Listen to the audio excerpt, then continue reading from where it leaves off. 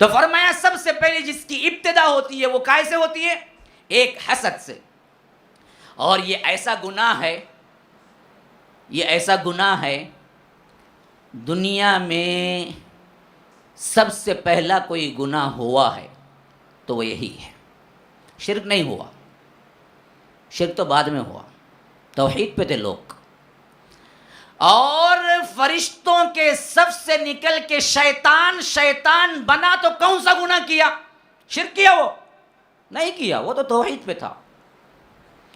اللہ تبارک و تعالی نے سجدہ کرنے کا حکم دیا تو اس کا مطلب یہ نہیں تھا کہ وہ اللہ کو نہیں سجدہ کر رہا تھا، اللہ کو تو کر رہا تھا. وہ آدم کو سجدہ کرنے سے انکار کیا، اللہ کی توحید کا قائل تھا. گناہ کیا تھا پھر؟ حسد، جلن، کینہ، ایک دوسری کا بڑھتا ہوا دیکھ کے دل کے اندر برے خواہشات کا پیدا ہونا حسد کہلاتا ہے. یہی تھا سب سے پہلا گناہ جو ہوا ہے اس کائنات کے اندر، وہ حسد ہے. اور فرشتوں کی سب سے نکل کے شیطان بنا ہے شیطان، تو اس کا گناہ حسد تھا. وہ آدم کو دیکھ کے جلنے لگا، میرے بعد پیدا ہوا اور اللہ نے اسے خلیفہ بنا دیا، اسے پورا اختیار دے دیا، مجھے کچھ نہیں ملا. میں پہلے آیا تھا اور میں آگ سے پیدا ہوا ہوں، آگ اوپر جاتی ہے، اور یہ مٹی سے پیدا ہوا، مٹی نیچے جاتی ہے، تو یہ میرے سے حقیر ہے. اس کو اللہ نے بڑا بنا دیا، میں چھوٹا بن گیا.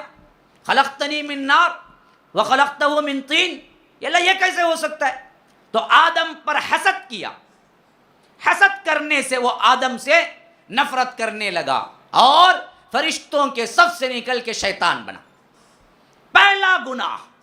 اور آج بھی ہماری بھائی چارگی ٹوٹنے کی وجوہات کیا ہے؟ خواہ وہ مردوں میں ہے خواہ وہ عورتوں میں ہو، حسد. اور یہ حسد ہے نا اندھا ہوتا ہے، اچھی طرح سمجھ لیجیے.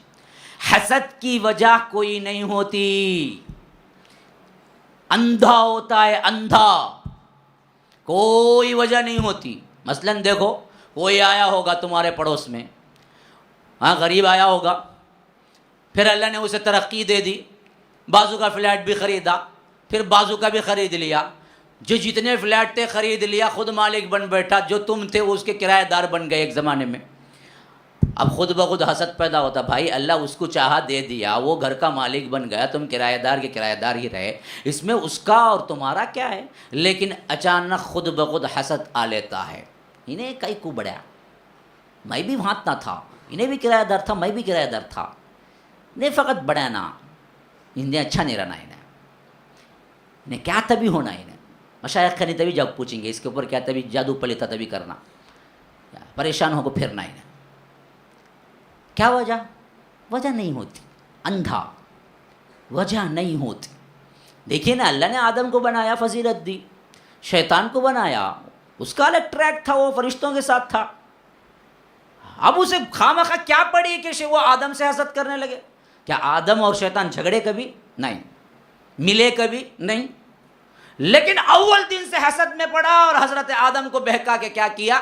وہ درخت کا پھل کھلوایا جو اللہ تبارک و تعالیٰ نے روکا تھا، اور جس کے عوض وہ زمین پہ آئے. یہی حال ہے آج بھی، جتنے بھی ہیں یہ بلا کاز کے ہوتے ہیں. اسی لیے اللہ کے رسول نے فرمایا کہ ایاکم والحسد، لوگوں حسد سے بچو، حسد سے بچو، یہ بہت بڑا برا کام ہے. کیوں؟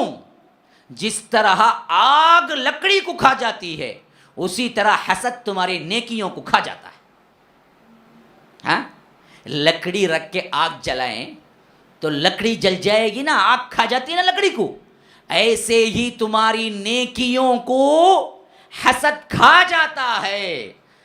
روزہ، نماز، تہجد گزار، اللہ اللہ سب دیکھیں گے، لیکن ایک حسد کی وجہ سے خاندان کے خاندان ٹوٹتے نظر آئیں گے. وہ نے بیٹھ کو ہنسیں گا، کیا کرا معلوم گیا جی، میں ایک شوشہ چھوڑا، دیکھو کیا پھرتے ہیں، دیکھو دیوانے بن کو. حسد